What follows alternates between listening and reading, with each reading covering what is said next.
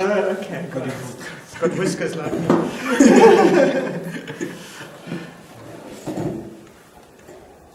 Fine. Yeah. Morning. An interview with Leslie Swartz from University of Stellenbosch. My name is Ramphele, representing people behind the papers. Can you tell me a little bit about yourself before we delve into your book? I've read a couple of chapters. Well, I'm Leslie Swartz. I work at Stellenbosch University. I'm a clinical psychologist by training. I work mainly in disability studies. I live in Cape Town, studied at University of Cape Town. Yeah, that's me. Yes, you work in the field of disability studies. I know you previously worked at HSRC, Yes. you're part of the team that sort of established the disability studies. Can you tell me a little bit about that? Well, I was lucky enough to be seconded to the HSRC for 3 years. And I got there at an interesting time because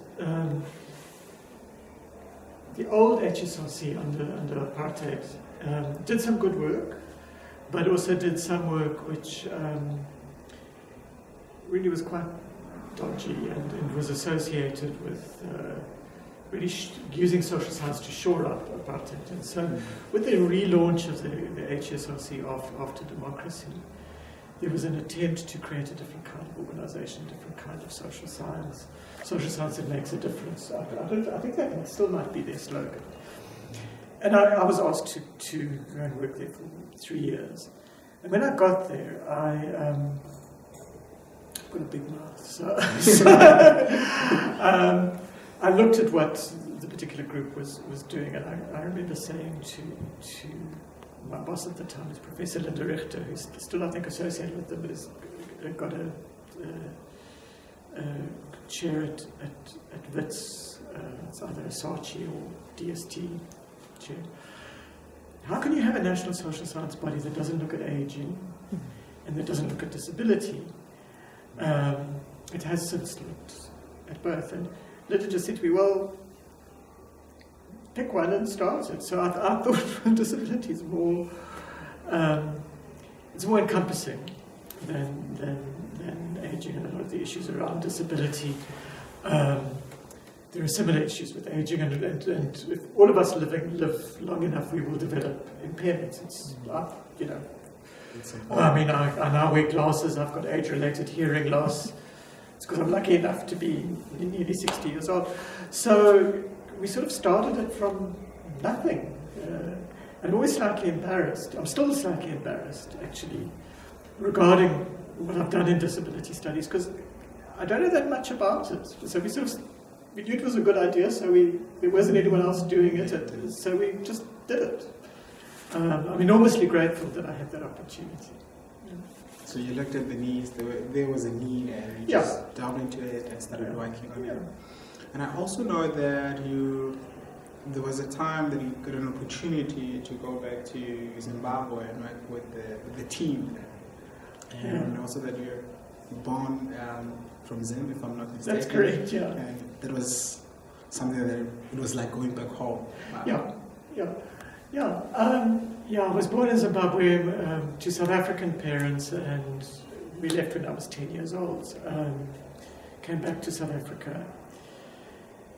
And then, through my work in disability, I got involved with an organization that I still do work with, which is known as the Southern African Federation of the Disabled. And this is it's an umbrella organization of disability organizations in 10 SADC countries. And at that time, the headquarters were in Bulawayo, in Zimbabwe. It's now in Gaborone, in Botswana. And unfortunately, a very important person in my life, who I regard as a mentor, was the late Alexander Piri, who was running SAFOD, passed away a few years ago. But kind of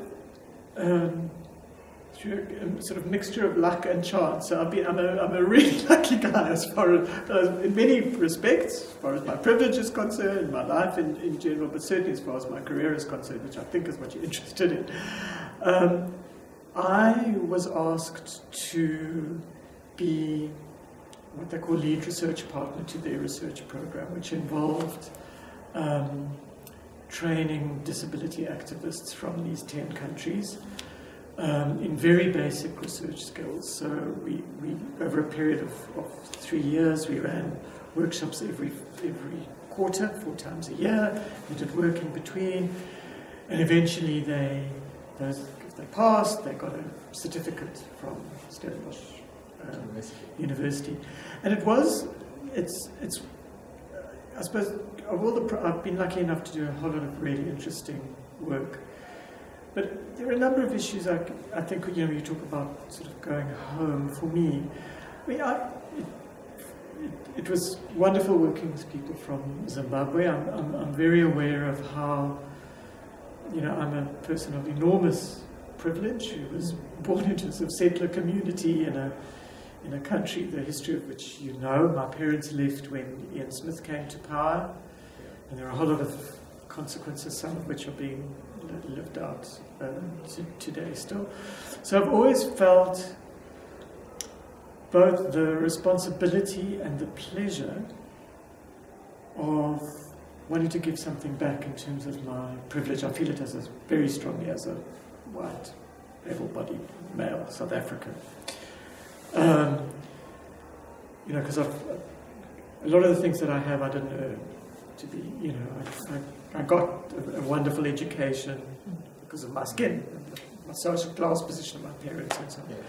So, but going specifically to Zimbabwe obviously meant I was going back to sort of where I started, and, as a sort of privileged white kid in a country where most people had almost no access to education. I went to a brilliant school in what's now Harare that really got me started and so on. So it felt I felt incredibly lucky to be able to do it. And there's another thing I suppose about what I've experienced in my career, which I also is astonishing for me in some ways, is how generous people have been, including people in the disability movement in Zimbabwe and elsewhere, in allowing me to participate in doing something that makes me feel good, and not saying, look, you've kind of had your turn, we don't want you anymore, yeah. Which I just think that's a real act of generosity. So it's not just,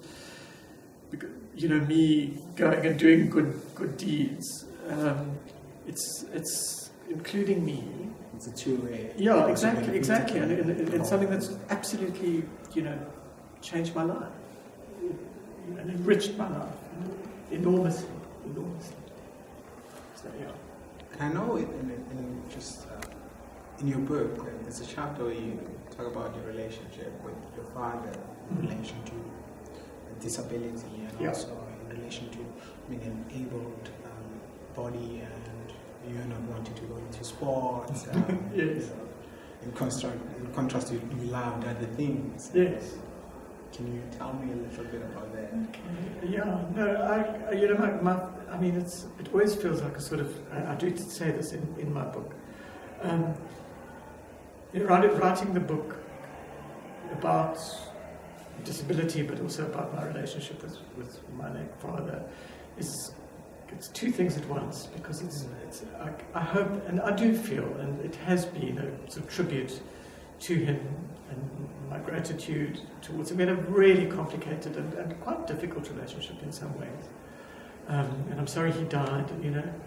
It's very different getting older, and I was lucky with my mother died when I was only a few years ago. I was much older, and as you get older, your relationship with your parents changes. I think that happens for everyone. And I was away. I was at university, and I was sort of in my 20s. And anyway, but so it was partly a tribute, but also I feel some discomfort. My father would have hated anybody to call him disabled. He would not have taken that identity. So it's also an act of betrayal, to some extent, for me to say this about it. But for me personally, and I believe this is this is true for all people who have choice about their careers. Not all people do. You know, so many people are forced into work that they don't want. But I could have basically done anything. You know, I had the privilege, well, not anything. I mean, I would have made a terrible, you know, I'm very badly coordinated. So, but you know, I could have gone to university and done more or less anything because of where I came from and my education and so on. And so I'm always interested in why people choose things. And I think for me, ended up doing what I do because of trying to work out these issues about myself, my own physical body, my father. And it wasn't something that was ever spoken about in our family, although it was his physical pain was quite prominent. He limped, and so he was a very good looking man. And incredibly charming and very respectful. I have to say this.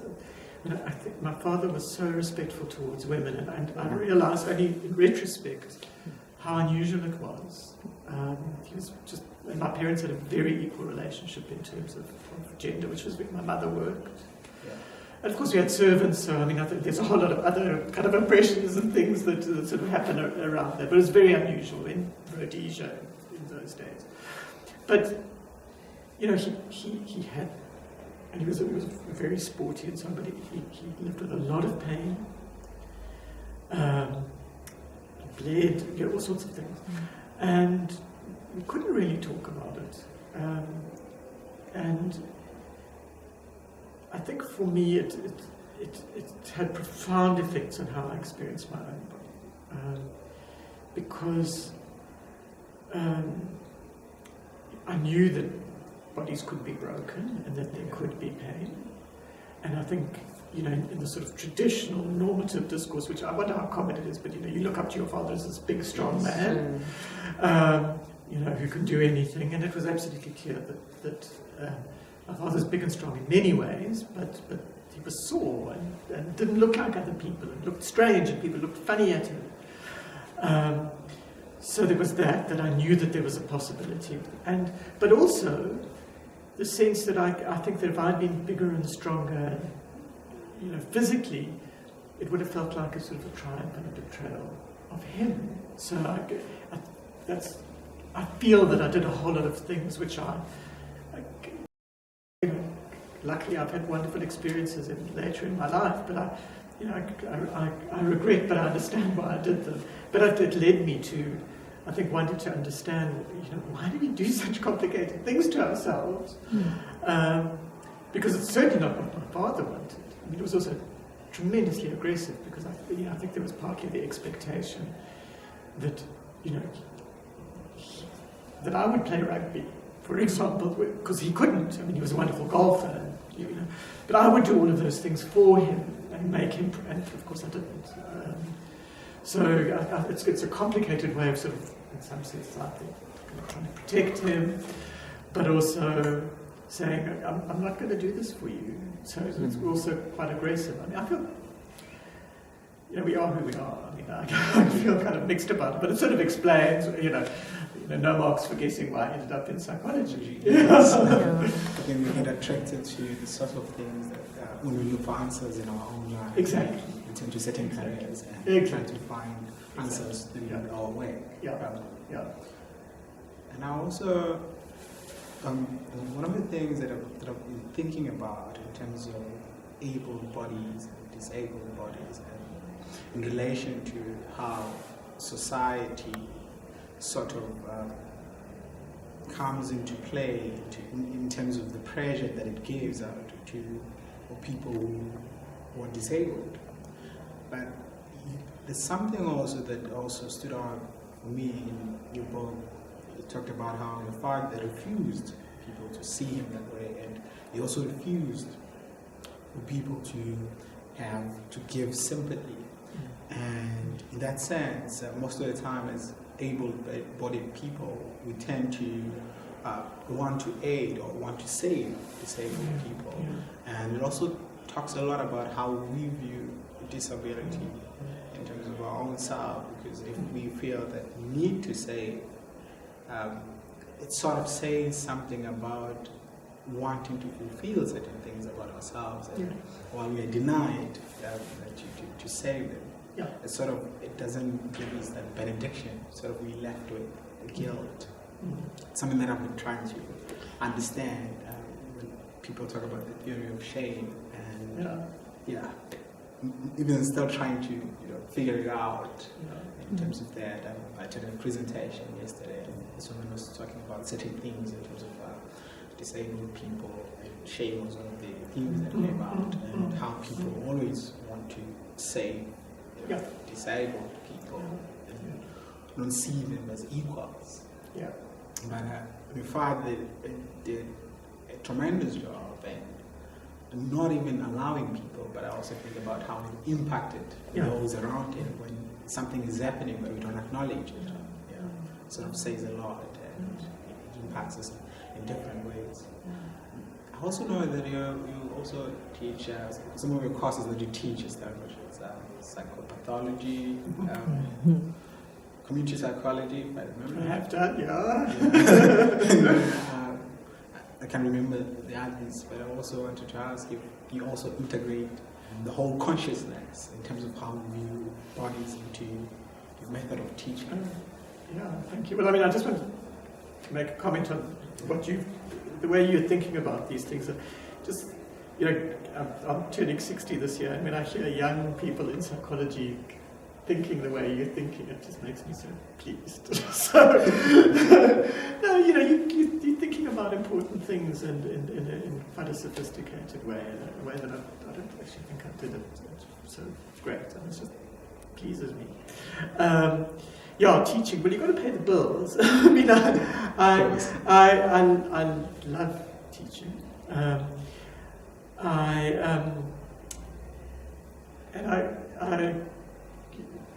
teach when I'm told to teach.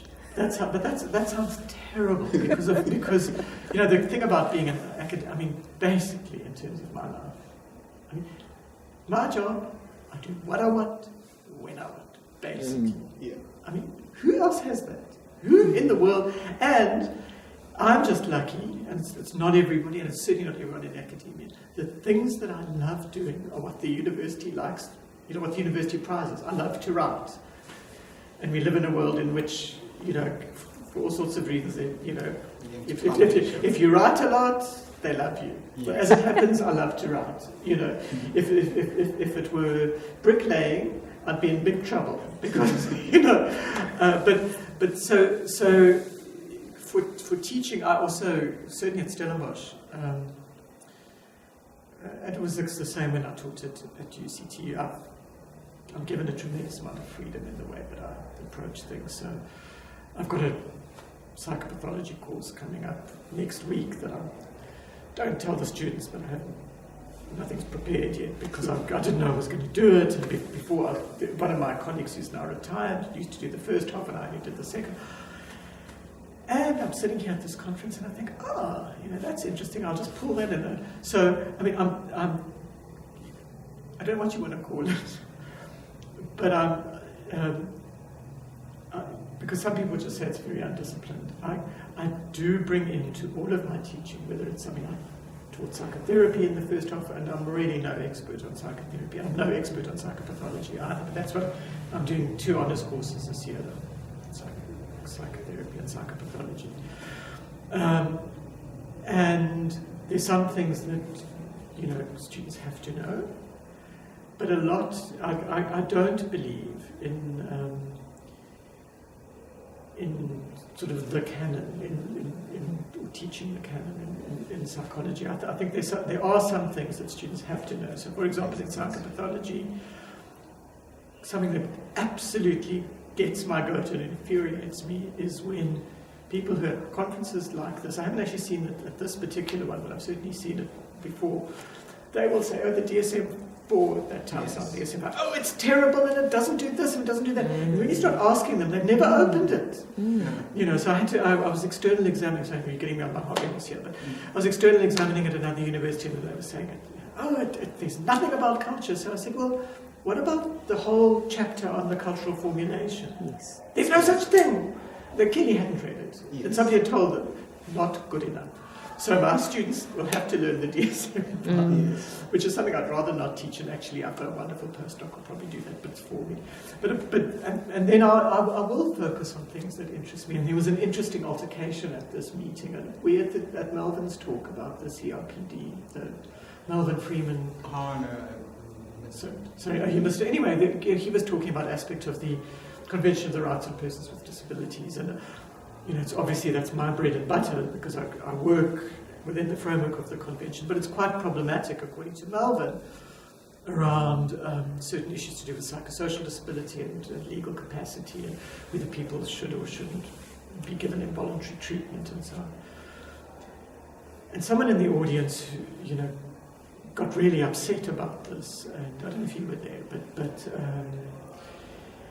and there was this sort of spat, and I sort of jumped in to defend Melvin, and found myself sort of enacting a divide between, and I thought, oh my goodness, these are people from Canada, and here are these two white South African men with privilege saying all of these things which look, really horrible in terms of rights of people with psychosocial disabilities.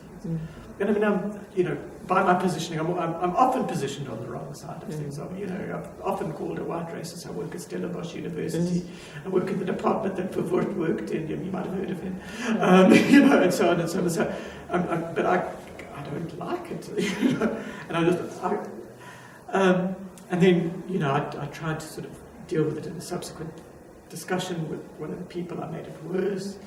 I just think, we're going to have a discussion. I'll make a session in my honours course in which we'll discuss these issues, because I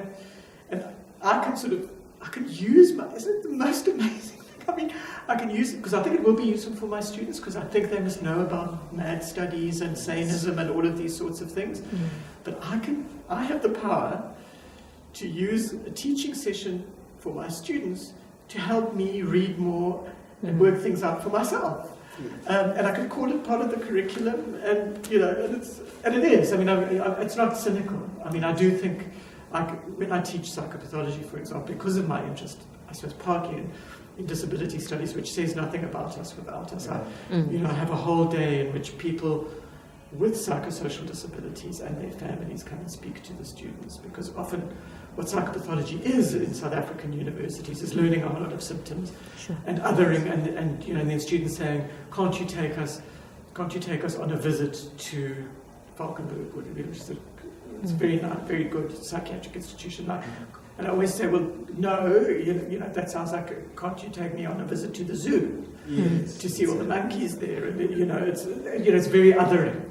So I don't know why I'm sort of being defensive about having a session with my students on saneism, but you were asking about my teaching. Yes, I mean, I use, and I do think it's the best way to teach, actually, is I think that if a teacher is using the opportunity of teaching to try and work something out for themselves, and can engage the student with them in a process of making things strange, asking questions, unsettling, and so on, everybody learns.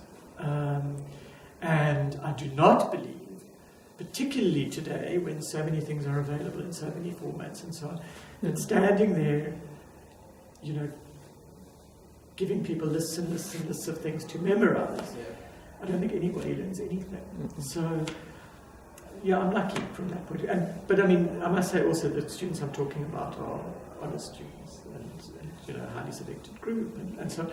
But when I did my training of disability activists, I mean, the brightest person I trained was actually the most talented in many ways, whose picture was up at my talk, but I didn't have time to sort of explain him. The guy with practically illiterate, with sort of, I think did he do grade 8, I think, in Botswana, rural Botswana. But that's how they learned as well. It was through a process of kind of making strange and engaging together with things. So that's what I think teaching is. But my teaching's been really influenced, which is an interesting thing for me, by what disability studies says about inclusion, participation, those sorts of things, so, which I've never anticipated, but it's... Something that you said about, it also gives you an opportunity to learn I always think it's a phenomenon, but I think we teach best what we need to learn. I don't know why, but we do it. And become good at it. And in the process, we also learn. And I also think the fact that you bring people who are disabled to come to class rather than students going to facilities, that also changes in terms of power relations, that shows disabled people also as agent beings. Absolutely. Also, yes, and it also changes the perception of students. Saying we want that, so it becomes something that is more interactional and more mutual that people can learn. And I think your work is great. Had time to engage with it, and I'm still enjoying reading your book. I'm not finished yet. I've only read a couple of chapters, and I think it's great. And how was your experience in writing this book? As I read the book, it's sort of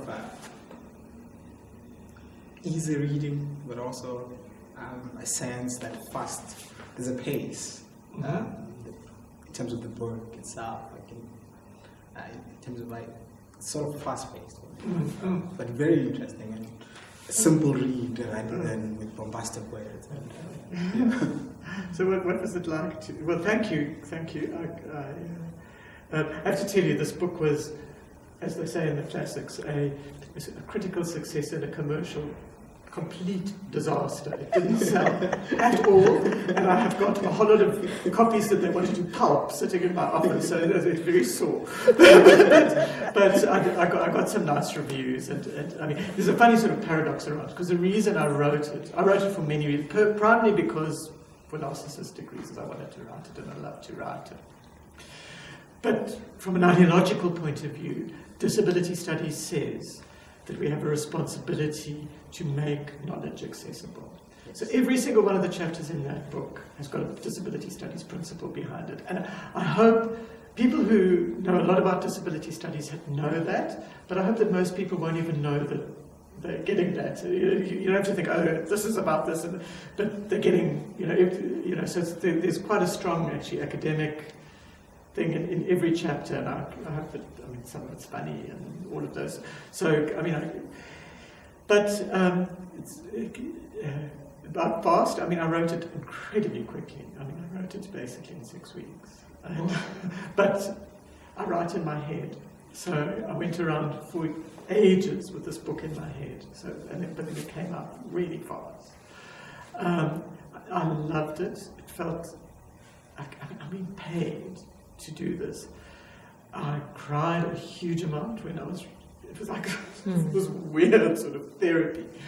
I've been in psychotherapy, but it felt quite profound for me, and it certainly, I loved it. But it was also very hard.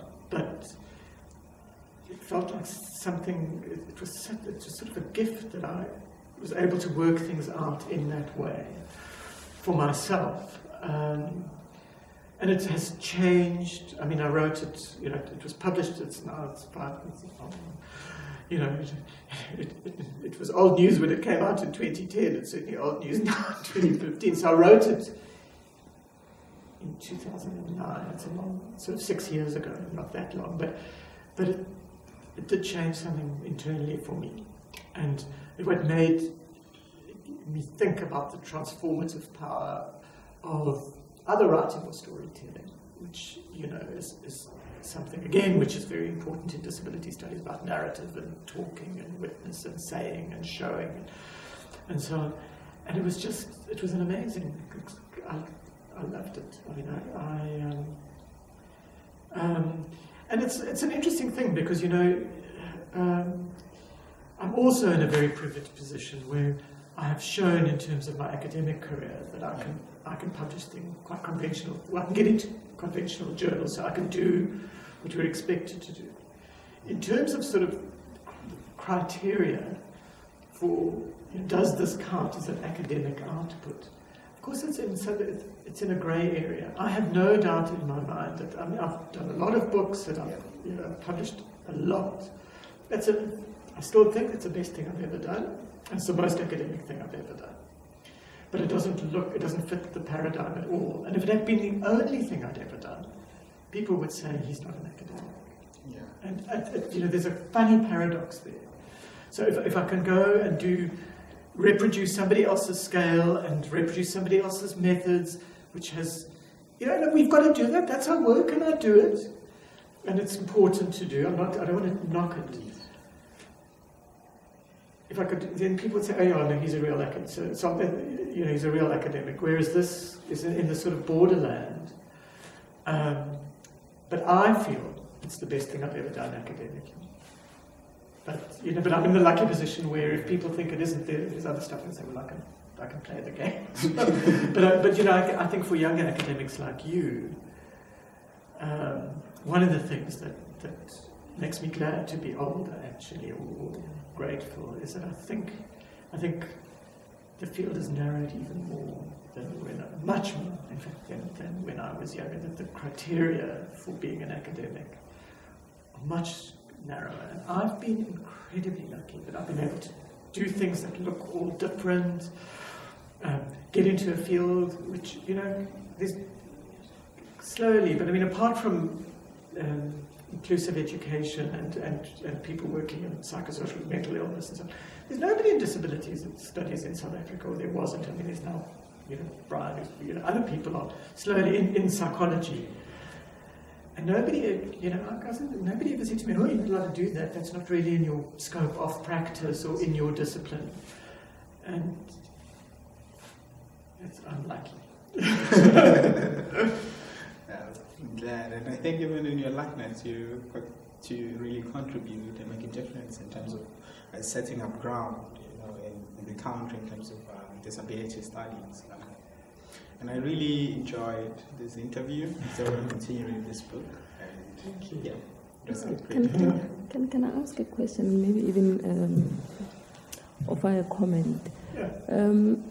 Leslie, your work is very, very intriguing, and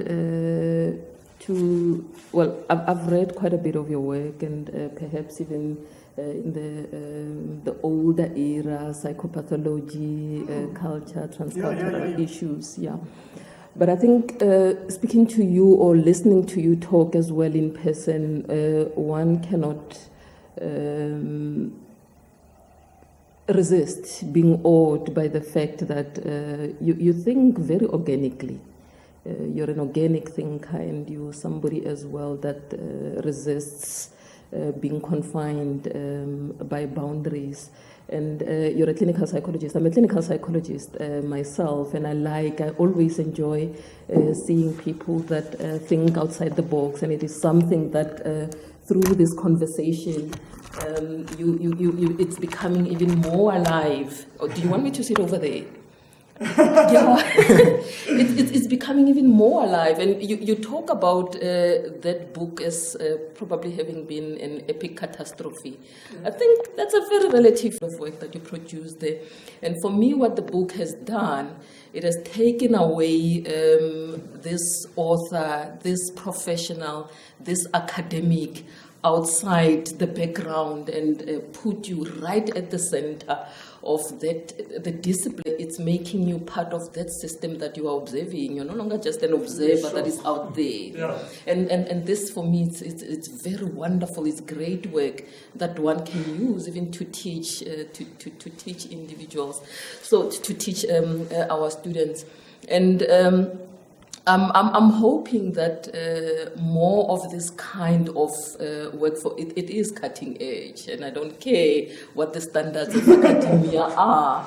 And these are the kinds of things that we really need to, the kinds of materials that we need to prescribe even more. I train clinical psychology students, and the kind of material that you have in that book sort of makes this our discipline and the themes, the content that we try to impart to the students come even more alive. Then psychology does not become something that is out there that you removed from and you objectify people, and you're not even interested in being conscious, taking a conscious, agentic stance to actively change, transform that the discipline that you decided to enter into. And I think that for us, you've done that. But the question that I want to ask is, do you believe that enough is being done to mainstream issues of disability in academia, particularly within the South African context? Oh, sure. Well, firstly, I think I need to take both of you with me too, because you're so complimentary. I don't know who you're talking about. But I mean, thank you. I mean, it's one of the things my wife is also, she's a clinical psychologist who's at this meeting and also an academic, says that you must be able to accept it. There's a gift in accepting. So thank you very much, because I feel very complimented by what you say. Thank you. I appreciate it. Disability studies in academia, great policies, huge moves forward in some parts, and I'm part of many of my graduate students and postdocs, and you've seen some of them here, are people with visa, and so that, certainly there are people in the academy who I think would have struggled to be there before. So I think we've made some strides, but I think it's a really complicated issue in higher education in South Africa in a range of ways, and I know we're trying to finish off. Yeah. But so like, how long have you got? But I think we've got much further to go, and I think that some kinds of accommodation in academia are very easy. So if someone's got a mobility impairment but can basically get around, that's relatively easy. You make sure that the buildings are accessible, and you've done it once. Where it gets much more complicated is around any kind of like visual impairment, hearing impairment, where making things accessible is a constant thing that you have to keep doing. And then there are more fluid. Like a number of my people that I work with have psychosocial disabilities, which mean, for example, one person I work with, it's unpredictable, but they'll work incredibly productively, and then unpredictably they won't be able to come to work. And how do you accommodate that when you've got deadlines and you've got students and you've got budgets and But if we want to create an environment, we have to create an environment in which it is possible to work in that way. And it is challenging, and I don't think that we've thought enough about those challenges. It's much easier just to exclude people, or just, certainly in the academy, just to get people with the sort of disabilities that also they look great in a picture. So you have a wheelchair user in your department, you push them to the front, and everybody says, "Oh, they're disability friendly." Whereas if somebody's blind, you can't really see it, or if they're deaf, or whatever. But in fact, in academia, those are the much easier ones to accommodate. And I think we're much further than we are, and I think that there are some good practices. There's HEDSA now, which is Higher Education Disability Organisation. Sorry, I forget the name. There's some interesting work being done, certainly at our university. At Free State, people are looking at it, and various other places. We're getting there very slowly. But I do think that one of the huge advantages of thinking about disability in the academy and everywhere else is that if you think properly about disability and not just as shame, we're going to help these poor people and uplift them and so on, but if you think about it as a rights issue, as an environmental issue and so on, you have to start thinking about other forms of diversity. You can't not. Because who else has been excluded? It's not only blind people who've been excluded from literacy. It's most people, unfortunately, still today in schools in South Africa who are effectively being excluded from proper literacy because of what's happened in our education system. It's people who are excluded from predominantly English-speaking institutions because of the languages they speak. So the people who have these and accounts for nothing. I mean, what if it accounts for nothing? People who can speak 5 or 6 languages, it's not a strength, it's just something you put aside and you're stupid because your English isn't like, But I think disability actually in some ways, thinking from the social model of disability helps us think about those things as well. And one of the dangers, and this always happens with exclusion and resources, is when people start to see these things in opposition. So, it's been said to me, are you only interested in disability? You're not interested in gender issues. Well, you can't not be, because these things intersect. Yes. And exclusion is very different in different sorts of contexts, but exclusion is exclusion, and that's it's one of our primary problematics we have in our education system. How do we? I wish I had the answer, but how do we transform the academy so that you don't have people like me sitting around? but including people like me, but not everybody. Most of the publishing in South Africa at the moment, academically, is done by old, white, able-bodied men. That's the truth. And it's scandalous. Yeah. And it's dangerous for the future of your children and mine. And my grandchildren. But, we can't have this. It's not. And disability is part of that story, of the transformation story. Thank you. Thanks for the interview. It was a very fruitful, insightful interview. I really enjoyed it. Me too. Well, thank you for listening to this old man.